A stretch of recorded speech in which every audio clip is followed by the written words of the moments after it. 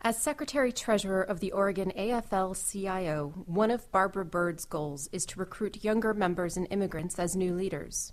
Always forward-looking, Barbara has served as an educator for more than 25 years.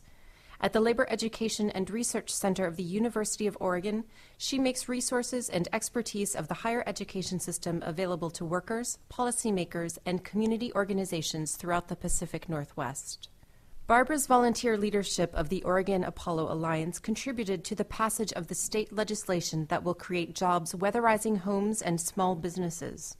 The Apollo Alliance brought labor into the debate. The environmentalists in Oregon have been organized for a long time and have been lobbying on these kinds of issues for a long time, and labor every once in a while would step up and say, we kind of like that idea. But the Apollo Alliance gave us a vehicle for owning more of the policy debate, I guess.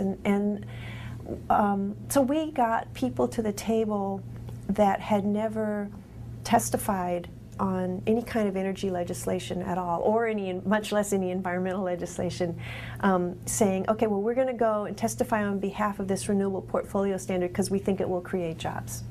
In her work with Oregon Apollo, Barbara also supports the Portland-based Oregon Tradeswomen's Constructing Green Futures program, which provides job training and career education to minority and female job candidates.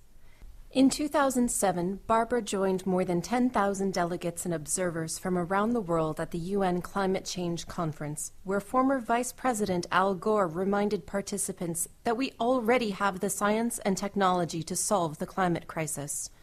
All that is lacking is the political will, which is a renewable resource. It's become my mantra, you can't have any impact on this unless you're at the table, unless you're at the table in discussions with the people who are going to be advocates and at the other tables with the people who are actually making the policies.